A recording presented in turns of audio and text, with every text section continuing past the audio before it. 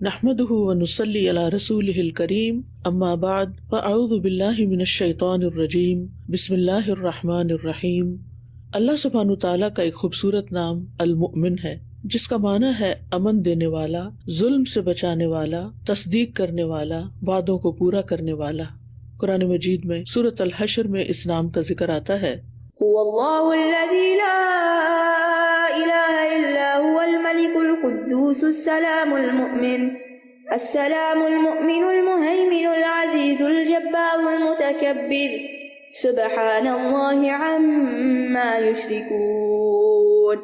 وہی اللہ ہے کہ اس کے سوا کوئی معبود نہیں، وہ بادشاہ، پاکیزہ، سلامتی والا، امن دینے والا، نگہبان، غالب، زبردست، بڑی عظمت والا ہے۔ اللہ پاک ہے اس سے جو اس کے شریک ٹھہراتے ہیں۔ اللہ سبحانہ تعالیٰ امن عطا کرنے والا ہے۔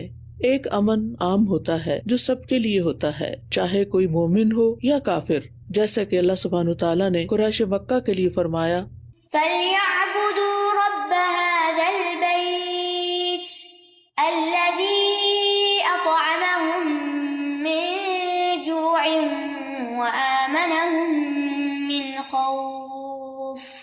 ان سب کو چاہیے کہ اس گھر کے رب کی عبادت کریں جس نے انہیں بھوک میں کھلایا اور انہیں خوف سے امن دیا۔ اور دوسرا خاص امن ہے جو صرف ان لوگوں کے لیے ہے جو صدق دل سے اللہ سبحانہ تعالیٰ پر ایمان لائیں اور اپنے آپ کو ہر طرح کے شرک سے بچا کر رکھیں۔ اللہ سبحانہ تعالیٰ نے انہی مومنین کے لیے فرمایا ہے، الذین آمنوا ولم يلبسوا ایمانهم بظلم اولئک لهم الامن وهم مہتدون۔ جو لوگ ایمان لائے اور انہوں نے اپنے ایمان میں کسی ظلم یعنی شرک کو نہیں ملایا، انہی کے لیے امن ہے اور وہی راہ راست پر ہیں۔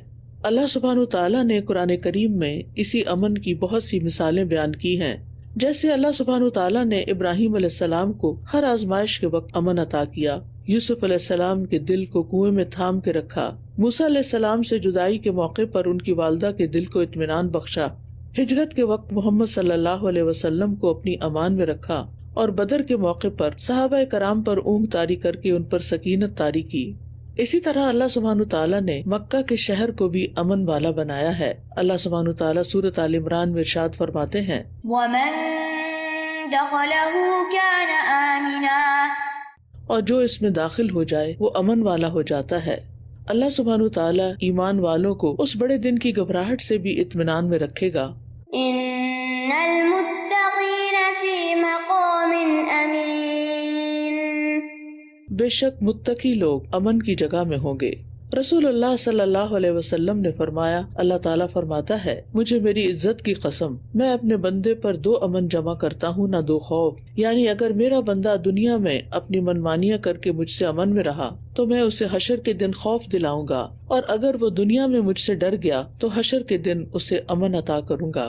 اللہ سبحانہ تعالیٰ اپنے بندوں کو ظلم سے بچانے والا ہے۔ انسان کا اللہ کے حق میں ظلم یعنی شرک کرنا اور دوسرے انسانوں پر ظلم کرنا، یہ دونوں اعمال دنیا میں بھی انسان کا جینا تنگ کر دیتے ہیں۔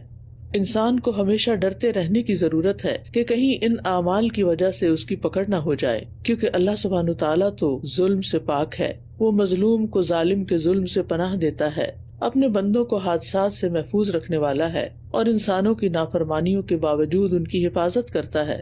من جاء بالحسنة فله خير منها وهم من فزع يومئذ آمنون ومن جاء بالسيئة فكبت وجوههم في النار هل تجزون إلا ما كنتم تعملون۔ جو نیکی لائے گا سو اسے اس سے بہتر بدلہ ملے گا، اور وہ اس دن کی گھبراہٹ سے بھی امن میں ہوں گے، اور جو برائی لائے گا سو انہیں اوندھے منہ آگ میں ڈالا جائے گا، تمہیں وہی بدلہ مل رہا ہے جو تم کیا کرتے تھے۔ اسی طرح اللہ سبحانہ تعالیٰ تصدیق کرنے والا ہے، اس نے اپنے انبیاء کو معجزات عطا کر کے ان کی تصدیق کی کہ انہوں نے جو کچھ اس کے بندوں تک پہنچایا وہ سب اسی کی طرف سے ہے اور حق ہے۔ فأوحينا إلى اضرب بعصاك البحر فانفلق فكان كل فرق كالطود العظيم. پھر ہم نے موسیٰ کو حکم بھیجا کہ اپنی لاٹھی کو دریا پر مارو، پھر وہ پھٹ گیا، پھر ہر ٹکڑا عظیم ٹیلے کی مانند ہو گیا. اللہ سبحانہ تعالیٰ اپنے وعدوں کو پورا کرنے والا ہے. اس نے مومنوں سے ثواب، کامیابیوں اور نعمتوں والی جس جنت کا وعدہ کر رکھا ہے اسے پورا کر کے وہ اپنے اس وعدے کی تصدیق کرے گا. وقالوا الحمد لله الذي صدقنا وعده وأورثنا الأرض نتبوأ من الجنة حيث نشاء فنعم أجر العاملين. اور وہ کہیں گے اللہ کا شکر ہے جس نے ہم سے اپنا وعدہ سچا کیا اور ہمیں اس زمین کا وارث بنا دیا کہ ہم جنت میں جہاں چاہیں رہیں. پھر کیا خوب بدلہ ہے عمل کرنے والوں کا. اللہ سبحانہ تعالیٰ امن و امان عطا کرنے والا ہے تو بندے اس کی اس صفت سے کیسے فائدہ اٹھا سکتے ہیں تاکہ انہیں بھی دنیا اور آخرت میں امان مل جائے. اس کے لیے سب سے اہم چیز ہے کہ وہ ہر وقت اپنے ایمان کا جائزہ لیتے رہیں، کیونکہ صرف دل سے مان لینا ہی کافی نہیں بلکہ زبان سے اقرار اور عمل سے اس کی تصدیق بھی ضروری ہے.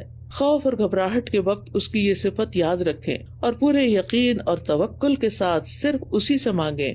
انسان کا دل اسی وقت پرامن ہو سکتا ہے جب وہ اپنی زندگی اللہ کی رضا کے مطابق گزارے.